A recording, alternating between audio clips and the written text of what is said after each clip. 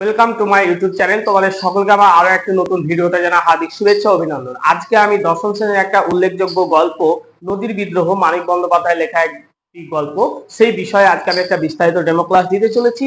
যারা এবছর এই সেলেস্টিতে ডাক পেয়েছো তারা কিভাবে ডেমোটা করবে বুঝে উঠতে পারছো না, তারা অবশ্যই এই ভিডিওটা প্রথম থেকে শেষ পর্যন্ত দেখবে। এছাড়াও যারা এবছর মাধ্যমিক পরীক্ষা দিবে তাদের জন্য কিন্তু এই ভিডিওটা যথেষ্ট গুরুত্বপূর্ণ হতে চলেছে। তো চলো দেরি না করে আজকের ক্লাসটা শুরু করা যাক। স্যার, আমি কি এই ক্লাসটাকে একটা আদর্শ শ্রেণীকক্ষ মনে করে পড়াতে পারি? ধন্যবাদ স্যার, ধন্যবাদ দেন। সুপ্রভাত আমার শিক্ষার্থী বন্ধুরা, তোমরা প্রত্যেকে কেমন আছো? সুজয় বলো তো আজকে তারিখটা কত? একদম 29/7/2026। আমি এখন কোন শ্রেণীতে দাঁড়িয়ে আছি? দশম। আজকের বিষয় হচ্ছে আমাদের বাংলা এক ছোট গল্প। বিষয় আজকের বাংলা, আর আলোচ্য যে পাঠ সেটা অবশ্যই তোমাদের দশম শ্রেণীর যে সিলেবাসে রয়েছে, দেখবে শেষের দিকে গল্পটা রয়েছে। আলোচ্য বিষয় নদীর বিদ্রোহ। ওটা কে লিখেছেন? মানিক বন্দ্যোপাধ্যায়।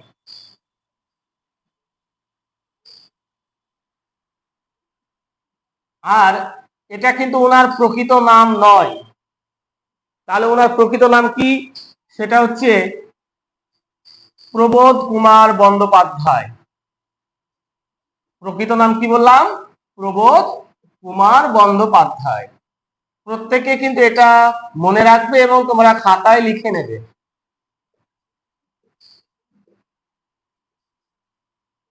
তার একটা উল্লেখযোগ্য একটা গল্প গ্রন্থ রয়েছে, সেটার নাম হচ্ছে অতসী মামি।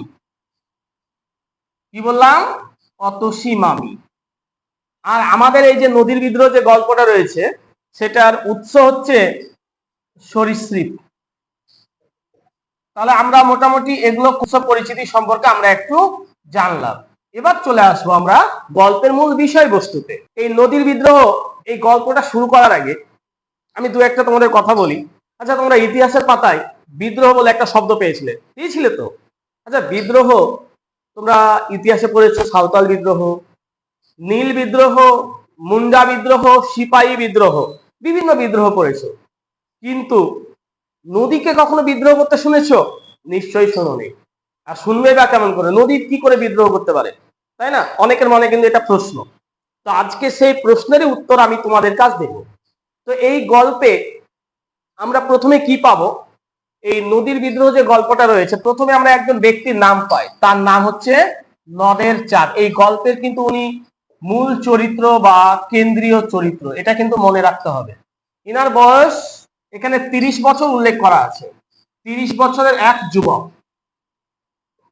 দেখো, নদের চাঁদ, নদীর বিদ্রোহ, অনেকটা নামের সঙ্গে একটা সামঞ্জস্য বা মিল রয়েছে, তাই না? তো এই নদের চাঁদ এর জন্ম হয়েছে নদীর ধারে, এবং তার নদীর ধারেই তার শৈশব কেটেছে, বাল্য কেটেছে, তারপরে তোমার যৌবনকাল, কৈশোরকাল সবই কেটেছে এখানে। বর্তমানে সে 4 বছর ধরে স্টেশন মাস্টারের চাকরি করছে। 4 বছর ধরে চাকরি করছে স্টেশন মাস্টারি, এটা কিন্তু মনে রাখতে হবে। এবং চাঁদ নদী না দেখলে সে থাকতে পারে না, এইরকম একজন ব্যক্তি হচ্ছেন নদের চাঁদ। তো কি হয়েছে, তার দেশে একটা নদী ছিল, একটা ছোট নদী, আর এটা হচ্ছে একটা বড় নদী। আমি জাস্ট বোঝানোর জন্য তোমাদেরকে বলছি, এটা হচ্ছে ছোট নদী আর এটা হচ্ছে বড় নদী। কেন এখানে দুটো নদী আঁকলাম? দেখো, নদের চাঁদ চাকরি পাওয়ার আগে, আমি বলেছি সে নদী না দেখলে থাকতে পারে না। চাকরি পাওয়ার আগে, তার মানে এই যে নদী, এটা হচ্ছে তার দেশের নদী, এটা তার দেশের নদী, ঠিক আছে? আর এইটা কোথাকার? ওই যেখানে তিনি চাকরি করেন তার থেকে কিছুটা দূরে যে নদীটা রয়েছে সেটা। আর দেশের নদীটা ছিল ছোট, আর যেখানে চাকরি করতেন সেই নদীটা ছিল তার তুলনায় অনেক বড়। তো আমরা দেখেছিলাম নদের চাঁদ স্টেশন মাস্টার চাকরি করছে এবং তার উপর একটা গুরু দায়িত্ব রয়েছে। যেমন তোমরা একটা ঘটনা দেখেছো যে রেল গেটের যে গেটম্যান থাকে, সে গেট না লাগার ফলে কিছু শিশুর প্রাণ চলে যায়। তার মানে কি? তাদের উপর একটা দায়িত্ব রয়েছে, গুরু দায়িত্ব। নদের চাঁদের উপরে ধরো না সেই রকমই দায়িত্ব রয়েছে। তো নদের চাঁদ যখন তখন নদীকে দেখতে চলে যেত, কিন্তু নদীর জন্য কি এইরকম পাগলামি করা তার সাজে? নিশ্চয়ই সাজে না। তো নদের চাঁদ ছিল এইরকম স্বভাবের। তো কি হচ্ছে দেখো, 5 দিন বৃষ্টি হচ্ছে। 5 দিন বৃষ্টি হওয়ার ফলে নদের চাঁদ গৃহবন্দী। তার মানে কি, সে ঘর থেকে বেরোতে পারছে না। আর 5 দিন আগে এই যে সে এখন বর্তমানে যেখানে চাকরি করে সেখানে আছে, সে 4 বছর ধরে চাকরি করছে। এই 5 দিন ধরে এই স্টেশনের যে ঘর সেখানে কিন্তু তিনি বন্দী হয়ে রয়েছেন। তিনি কিন্তু বাইরে যেতে চাইছেন, ঠিক যেমন একটা পাখিকে আমরা খাঁচায় বন্দি করলে খাঁচাটা বাইরে যেতে চাই, যেমন ছটপট করে বাইরে যাওয়ার জন্য, নদের চাঁদও যেন সেই নদীকে না দেখলে যেন ছটপট করছে। তো 5 দিন বৃষ্টি হয়েছে। এই 5 দিন বৃষ্টি হওয়ার ফলে সে মানে চিন্তায় পড়ে গেছে। সে নদীকে না দেখলে যেন মনে হচ্ছে বাঁচতেই পাবে না, সে বাচ্চাদের মতো বায়না করছে। তো 5 দিন পর বৃষ্টি থেমেছে। দিয়ে ওই স্টেশনের যে সহকারী ছিল সেই সহকারীকে ডেকে নদের চাঁদ বলছে, কি আর বৃষ্টি হবে না বলো? এই বলে কিন্তু আমরা দেখলাম যে নদের চাঁদ 4:45-এর যে প্যাসেঞ্জার ট্রেন ছিল সেই ট্রেনটাকে রওনা করে দিয়ে চলে যাচ্ছে। নদের চাঁদ এবার, এটা ধরে নাও রেল লাইন, বুঝার জন্য আমরা করলাম, এটা ধরে নাও রেল লাইন।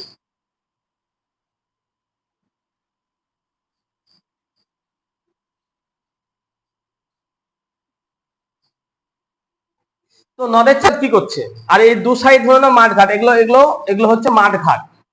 তো নদের চাঁদ 5 দিন পর নদীকে দেখার সুযোগ পেয়েছে, তাই সে 1 পা 2 পা করে এগিয়ে যাচ্ছে। নদীতে মানে প্রায় 1 মাইল দূরে এসে তার মনের মধ্যে একটা উত্তেজনা কাজ করছে। কারণ এই যে মাঠ ঘাট দু সাইডে সব ডুবে গেছে। কেন? 5 দিন বৃষ্টি হয়েছে, একটানা বৃষ্টি হয়েছে। আর 5 দিন বৃষ্টি হওয়ার ফলে মাঠ ঘাট সব ডুবে গেছে। এই 5 দিন বৃষ্টির আগে এই যে নদীটা ছিল অতটা জল ছিল না, কিন্তু এই 5 দিন বৃষ্টির ফলে নদীর কি ভয়ঙ্কর রূপ হয়েছে এইটা ভেবে কিন্তু নদের চাঁদ মনে মনে স্তম্ভিত। তো নদের চাঁদ ব্রিজের কাছাকাছি আসলো, এসে এই যে ধারক স্তম্ভ এই শেষ প্রান্তে এসে তিনি বসলেন।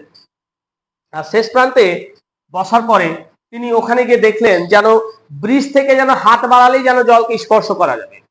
আর নদের চাঁদ এই নতুন রং করা ব্রিজের জন্য অনেক গর্ব অনুভব করতো, প্রাউড ফিল করতো। কিন্তু পরবর্তীতে কিন্তু তার মনে হবে যে এই ব্রিজটা না থাকলেই হতো। কেন মনে হবে সেটা পরে বলছি। তো নদের চাঁদ পকেট থেকে একটা পুরানো চিঠি সে জলের মধ্যে ফেলে দেয় এবং মুহূর্তের মধ্যে যেন সেটা অদৃশ্য হয়ে যায়। আর দেখে মনে হচ্ছে যেন আমরা লুকোচুরি খেলা খেলছি। তা আমরা লুকোচুরি খেলা খেললে কি হয়, যে একজন 1 2 করে গনে আর বাকিরা সব লুকিয়ে যায় মুহূর্তের মধ্যেই। তো এখানেও ঠিক সেটাই, জলে চিঠি ফেলা মাত্রই সাথে সাথে কি হচ্ছে, সেই চিঠিটা অদৃশ্য হয়ে যাচ্ছে।